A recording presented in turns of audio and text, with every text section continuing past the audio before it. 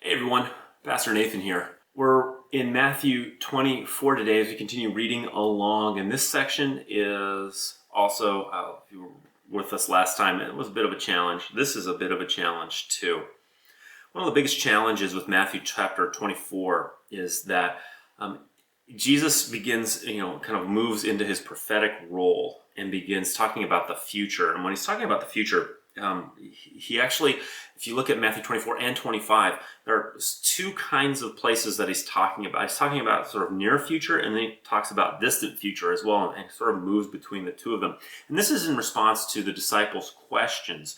So the disciples ask two questions in this section, or they make a statement and then ask a question. The first is, as they're leaving Jerusalem, these kind of guys from Galilee who maybe have never been to the big city before are calling to attention these incredible, massive, stones and huge buildings that Herod has been building. And just to give some context, the stones that were being used in the temple were the size of something along the lines of like freight cars on trains. These are massive, huge limestone bricks, if you can call them that. They're slabs of limestone that are being used and have been used to build the temple at that point.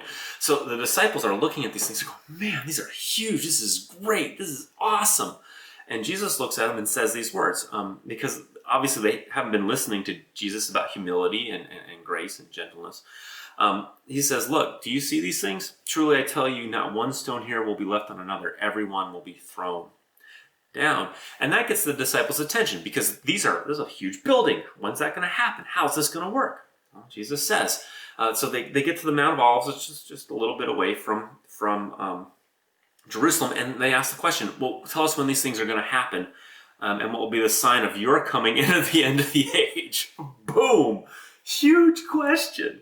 It's like, wait, what is going on here? They ask this massive question, eschatological question, end times question, and Jesus answers in two parts. Chapter 24 is part 1.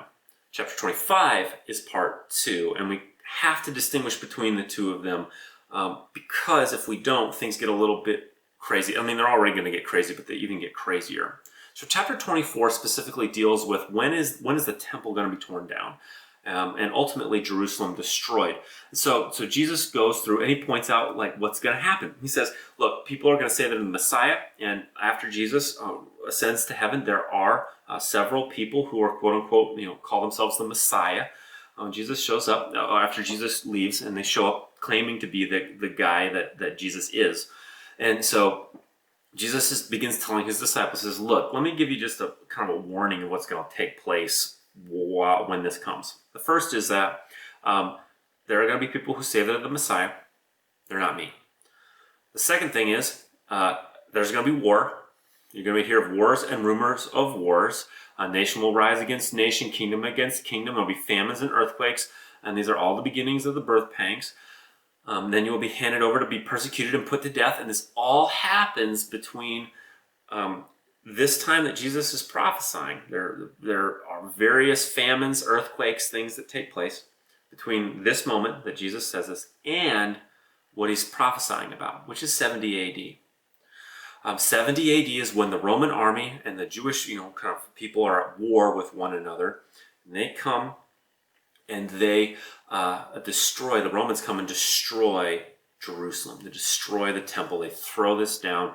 And ultimately, they end up setting fire to the city, and that causes, when limestone and fire mix, limestone explodes when it is exposed to fire. So the temple is literally blown up, brick by brick, if you will.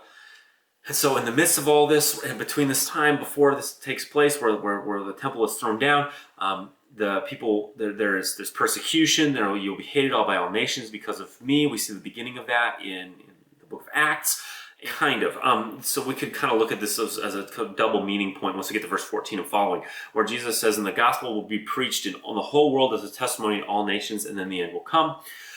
You can see this as kind of both and, that the disciples and the apostles go to the ends of the known world, the Roman world, at that time before the end of Jerusalem, but then also we can start reading into that the other bit, which is, before the end of the world, the gospel's got to go into all the world.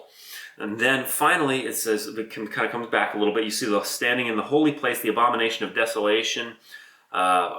Don't know fully what this is, but essentially, we see, looking at the Roman Empire, standing in the ruins of the temple is one way to look at this. Then let those who are in Judea flee to the mountains. So once this has been blown up, once Jerusalem has been taken, run. Don't stop. Get out of there. Flee. And the disciples actually do take this quite literally later on. After Jesus ascends into heaven, the Christians are the ones who abandon Jerusalem because they see this as the ultimate sort of, they see the prophecy, they remember the prophecy of Jesus Christ, say, oh, we got to get out of here. So they're the ones who abandon Jerusalem, while the rest of the Jews are like, Jerusalem for the Jews, if you will, and they're the ones who end up getting absolutely slaughtered by the Roman armies, whereas Jesus' followers have been warned, get out of here. And then once again, Jesus in verse 26 and following, all of this is coming back to don't be deceived, don't be alarmed, don't make rash decisions out of fear. Remember what I've said, remember my words, remember that I'm, and he's going to say in 28, remember that I'm with you always to the end of the age. And then at the end of that, the heavenly bodies will be shaken. And now we're starting to talk about, end time stuff. We've moved from 70 AD more fully into the kind of eschatology, end time portion of this. And he will send his angels with a loud trumpet call, and they will gather his elect from the four winds from one end of the earth to the other. That's when the end of the age will come, and the coming of the kingdom. And then and then at the end of this, he says, heaven and earth will pass away, but my words will never pass away. This is going to take place. Ultimately, this is the opening act. Jesus is answering really question number 1 from the disciples. And in Matthew 25, he's answering the back half of those questions as he started to at the end of Matthew 24. So hope that's helpful for you. Next time around, we take up Matthew 25. Take care.